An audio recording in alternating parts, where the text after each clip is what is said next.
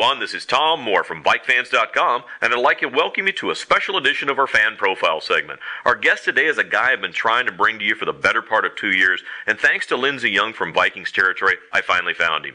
He's a lifelong Minnesota Vikings fan, is currently an artist at Nickelodeon after just finishing a project for DreamWorks. He's Matt Engstrom. Matt, welcome to BikeFans.com. Hi, thank you. Well, I got to tell you, during our interview today, all of our viewers will get a chance to see the dozens of examples of your Minnesota Viking-themed sketches that you've drawn and really shared it with the fans over the last couple of years. So as they view your work, can you tell us when and how you became a passionate Viking fan? I've been a Viking fan for as long as I can remember. I was born during the Purple People Eater era, and my dad has always been a huge fan. And so I just remember growing up, hearing the Vikings on the radio. My grandma was also a huge Viking fan as well. And games were always on, the TV or the radio, and it stuck with me from a really young age. And how long have you been gone from Minnesota? I moved to California when I was 5, but my dad still lives in Minnesota, so I've been back and forth throughout my life. I certainly appreciate it. We have that one thing in common. I moved away at the age of 5, and I've only visited ever since. But somehow you bleed that purple, and there are those agonizing defeats we have every once in a while. You wonder why you do, but it's a passion we all share. Absolutely. Well, listen, my son's studying to be a game designer in Georgia, so he'd be really disappointed if I didn't ask you, how did you develop your artistic talent, and when did you know you wanted to use your unique gifts to move into an entertainment career? Well, I always liked to draw. As long as I can remember, I was always doodling or drawing little pictures here and there. And when I graduated from high school, I had to decide at that point a career path, and I knew that I loved drawing. I just didn't know I could make a living at it. So I kind of explored some options and found some art classes in colleges, and so I went to those colleges and inquired. I was never accepted to those colleges, but through the process, I learned what I needed to do with my drawing in order to approach an animation studio. So I kind of taught myself, went through years and years of just going to the zoo and drawing animals and people, and then also taking some side art classes. And then I just decided to start applying at some animation studios. So I applied at Disney and Nickelodeon and a lot of other studios, and at the same time, I also submitted one more time to the college that I hadn't been accepted to, and was rejected a third time from the college, but was accepted by Disney. So it was kind of a blessing in disguise, the route that I took. But all in all, I found myself doing exactly what I wanted to do. Well, no doubt the persistence paid off, and now you're sitting out in the L.A. area now, kind of rubbing the elbows with the rich and famous, the television and movie industry. So our fans have got to know, where can we see some of your past work, and what projects on your plate right now? Well, let's see.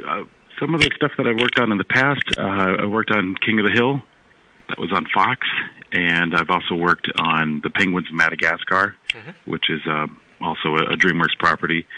And then most recently I worked on the All Hail King Julian show for DreamWorks. And currently right now at Nickelodeon, I'm working on a project that hasn't been released yet. So I don't know if I can necessarily divulge that yet, but I think it's coming out in the fall. That's fair. We'll make sure we keep in contact with you. You can tell us when it's coming out. You can actually say something. Yeah, absolutely. Well, Matt, as we talked about, like you, I no longer live in the Twin Cities, but for me, I catch the Vikings on DirecTV, or I've been to sports bars, and even sometimes go on road trips to see the Purple play. I'm curious for you, what does game day look like for you during the football season? Well, for me, it's NFL Sunday Ticket on DirecTV. I will turn it on and sit and watch it every Sunday. And in the privacy of my living room, that I can either celebrate or shut myself off from the world and cry. Which would be January of 2010 when Favre was sitting on the carpet in the Superdome, right? Yeah, absolutely. Yeah. Well, we have a real benefit because I was there for the golden age of the Vikings with the Purple People Eaters, and you were too. And as you think back of your time being a Viking fan, is there one particular player, or maybe it's a coach, that was your favorite, and why? Gosh, there's so many different players. I loved Randy Moss. I absolutely loved when he came on to the team, and just how he completely took over the league and that the team just exploded. I would probably say that was the most exciting time for me as a Viking fan. And I just loved the swagger that he brought to the team, which, we hadn't had in a long time. Yeah. Well, it obviously brings us to our new club. We're different. I mean, we've evolved kind of in the Brad Childress era where we're more of a running team, and now we're finally starting to get an identity where we're a bit of a balance with Teddy Bridgewater there. And I'm curious, as you look at the current squad, is there a particular member that you really enjoy watching? Somebody who stands out to you to say, I really look forward to that person every time on Sundays? Yeah, I would. I mean, most recently, Bridgewater. Like, I'm so excited to see him. I was very reluctant to be excited about him last season, his rookie year, just because we've had, as Viking fans, so many disappointments. And so I was a little reluctant. But this year, I'm really excited to see what he can bring. Every time I watched him, my confidence grew more and more and more last season. So now I can't wait to see what he has this season. Well, no doubt, and you're one of the guys that we can actually tell you, go up the coast about 400 miles. You can give us the scouting report on how Christian Ponder's doing in Oakland, right? Yeah, that's right. Yeah, I was really happy to see that he was able to get something. Good. Well, listen, you mentioned Bridgewater, and he did. He had struggles early, like any rookie quarterback would or should. But in those last 5 or 6 games of the season last year, he started to kind of come into his own. And I'm curious, do you think he's now that franchise quarterback we've been looking for in Minnesota for so long, or are you expecting maybe a little bit of a bump in the sophomore season? I hope he's going to be that franchise quarterback, and that's such a typical Viking fan thing to say. I hope he is. I do have that fear of the sophomore slump kind of a thing, but maybe not. Maybe why not us? To borrow a phrase from Russell Wilson, why not us? Why can't we have a great sophomore season with him? So, I'm holding on to hope and hoping that it'll be different. I don't know about you. I'm just happy that we're not forced to draft somebody. We don't have the Brooks Bollingers and the Kelly Holcombs of the world and the Gus Farrads coming in and try to hold the clipboard for a year. Then at least we've got somebody who's consistent. And I don't know about you, Matt, but I really enjoyed the fact that Bridgewater, he really scanned the field. He would hang in that pocket forever. He looks a little frail to me, but he held up pretty well. Yeah, I agree. Yeah, it was fun to watch. Yeah.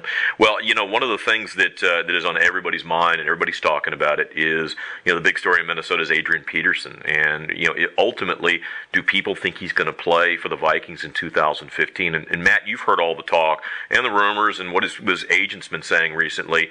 Do you think Peterson plays in Minnesota in 2015, or do you think he gets traded? I think he'll play in Minnesota.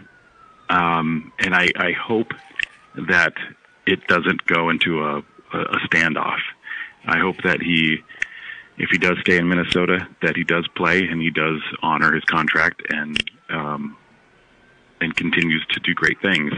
It's just been so heartbreaking, all of this.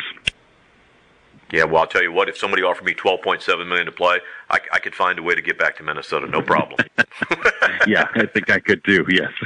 Now, I have to ask, since you have family still in Minnesota, do you visit Minnesota often, and do you plan to go to the new stadium when it opens in 2016? Yes, I do visit. I haven't been in quite some time, but I'm actually going next week. We'll be visiting for a Christmas present. My girlfriend bought 2 round-trip plane tickets for me to go. She's never been. She isn't a Viking fan, but she said she can officially start rooting for them as long as she's been to Minnesota. So we are going next week, and I'm going to hold her to that. Has it been a while since you've been home? It has. I think it's probably been about 5 years. Okay. Well, make sure you carve out a little time in your schedule if you run by downtown. It's my understanding they put a lot of the glass up already for the stadium, so it's really taking shape now. Yeah, absolutely. That's definitely on my list. Is I want to check out the new site, and I also am definitely planning on going to a game in the new stadium. That's great. Well, we speak of the new stadium, and we talk about it's taking shape, but now the majority of the glass on the building, it's an outer shell. I mean, it's going to look like an outdoor game, but the Audubon Bird Society supporters, they've been really vocal locally about potential harm that's going to come to birds who accidentally fly into the transparent glass. So I got to think, from a guy like you, there's an animation or a cartoon cell that's just begging for you to be drawn for this scenario. Is that true? Yeah, as you were saying that, my mind was already coming up with ideas like that. That's perfect. Yeah, I'll have to do something for that. Well, A lot of the people locally have said, what more perfect scenario for Minnesota to where you can actually go to a game indoors and then come outside and pick up your catch of birds on the outside and go home. So we got something coming up in May. It used to be April, but now the draft is in May. And just a few days after it concludes, we've actually got Rick Spielman coming on as a guest to break down some of the moves that he made. So we want to show great. Rick how much of draft experts that we actually are. So I'm going to put you on the spot. If you were the GM, what position would you actually recommend that we go after, either on offense or defense? And what would you tell Rick Spielman to do in that first round?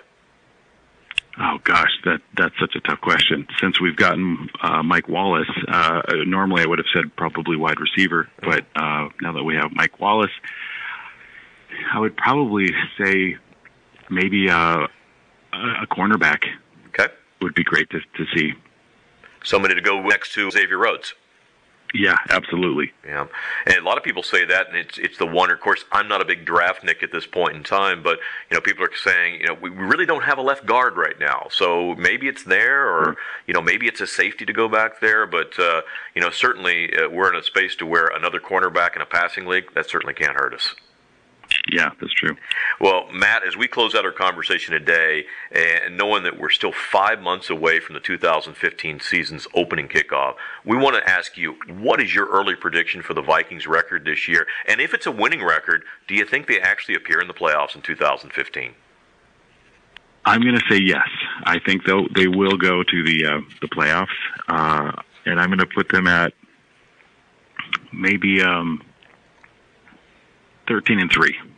13-3. So that means they won the NFC North. Yes, I'm going to be very optimistic. Okay. They win the NFC North and they go. I like that. Now, did they beat Green Bay once or both times?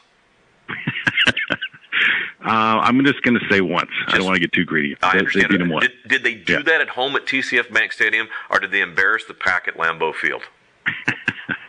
I'll say at home. I would hope they could embarrass it in Green Bay, but realistically speaking, I think they win at home. Hey, trust me, if they go 13-3 and we beat the Packers once, this fan base is going to be thrilled. And Matt, I want to thank you for spending some time with us today, and we really look forward to all the Viking-themed drawings you're going to have for us in the 2015 season. And I want to tell our fans to check out Matt's work. You can follow him on Twitter at Matt Engstrom1. And again, Matt, thanks for joining us on VikeFans.com today. All right, thank you. You bet.